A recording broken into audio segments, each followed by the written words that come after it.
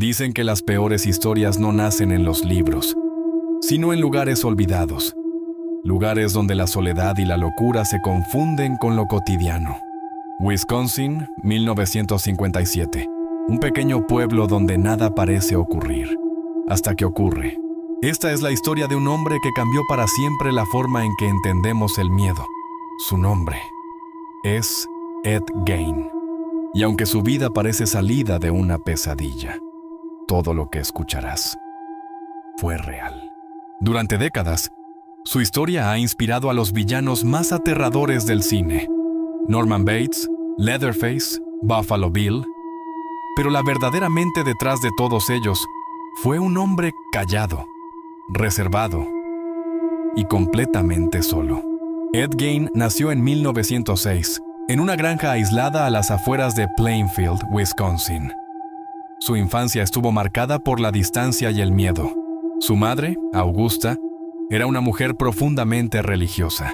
Le repetía día tras día que el mundo era corrupto, que las mujeres, salvo ella, eran portadoras del pecado, y que la salvación solo se encontraba en la obediencia. En esa casa, el pecado no tenía lugar. Pero el miedo sí. Su padre, alcohólico y violento, apenas participaba en la crianza. Los hermanos crecieron aislados, sin amigos, sin contacto con el exterior. Ed pasaba las horas mirando por la ventana de su habitación, observando el campo vacío, sin imaginar que ese silencio sería el eco de su mente durante toda la vida. Augusta Gein no solo crió a sus hijos, los moldeó. Cada palabra suya era ley. Les prohibía hablar con mujeres. Les reprendía por cualquier pensamiento que considerara impuro. Ed la adoraba y la temía. En el fondo, su madre no le permitía amar a nadie más. Y cuando ella enfermó, Ed empezó a derrumbarse. Cuando Augusta murió en 1945, Ed quedó completamente solo en la granja. Cerró las habitaciones que ella usaba y las mantuvo intactas durante años, como si aún viviera allí. Solo usaba una pequeña zona de la casa, la cocina y una habitación. Todo lo demás se convirtió en un santuario de polvo y silencio. En el pueblo, Ed era visto como un hombre raro, pero inofensivo. Ayudaba en pequeños trabajos, leía cómics y novelas baratas, y pasaba mucho tiempo en la biblioteca local. Nadie imaginaba lo que ocurría tras las paredes de aquella granja. Pero algo en él empezó a cambiar. La soledad se transformó en obsesión. Las ideas religiosas se mezclaron con fantasías imposibles. Ed empezó a interesarse por lo prohibido, no desde la violencia, sino desde la curiosidad. Una curiosidad que pronto se volvería peligrosa. Los vecinos decían que, a veces, se veían luces encendidas de madrugada, que Ed hablaba solo, que se reía en mitad de la noche. Nadie fue capaz de entrar en su casa hasta que fue demasiado tarde.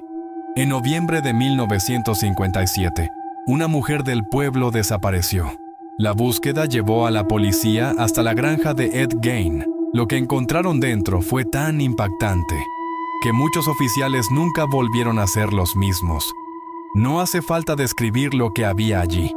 Basta con decir que lo que vieron superaba cualquier película de terror. Fue el reflejo físico de una mente rota, de una realidad deformada por años de aislamiento, represión y miedo. Ed fue detenido sin resistencia. En sus propias palabras, no entendía por qué todos se sorprendían. Para él, nada de aquello era monstruoso, era normal. Durante el juicio, los psiquiatras se enfrentaron a algo que no sabían cómo clasificar. No era un asesino en serie común. No actuaba por placer ni por rabia. Ed vivía en su propio mundo. Un mundo donde la realidad se mezclaba con los recuerdos de su madre y donde la muerte parecía un simple detalle. Dijo que escuchaba voces. Voces que le decían que su madre aún estaba allí. En su mente, ella nunca se había ido. Solo había cambiado de forma. El caso de Ed Gein conmocionó al país. Su historia fue tan perturbadora que rápidamente llamó la atención de escritores y cineastas.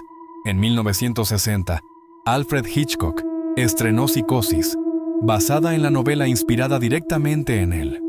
Norman Bates, el hijo devoto que guarda el cadáver de su madre, es el reflejo más directo de Ed. Años más tarde, surgirían La Matanza de Texas y El Silencio de los Corderos, cada una en su forma. Tomó parte de la mente de Gein para construir nuevos monstruos. Con el paso de los años, Ed Gein se convirtió en una figura casi mitológica.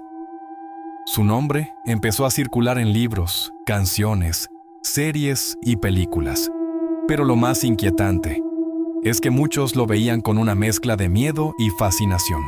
El público no podía apartar la mirada, porque en el fondo, la historia de Ed Gein no era solo sobre el mal, sino sobre lo que puede pasar cuando alguien vive toda una vida sin amor, sin contacto, sin compasión.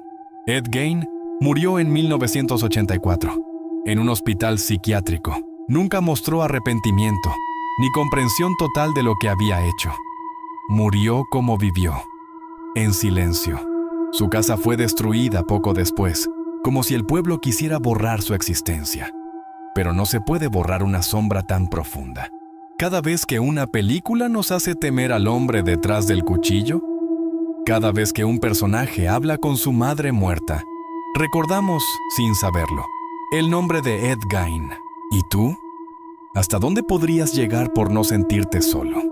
Si te apasionan las historias reales que dieron origen a las leyendas más oscuras del terror, suscríbete al canal y activa la campanita. Cada semana, desentrañamos los misterios más profundos del pasado, en el vórtice del pasado.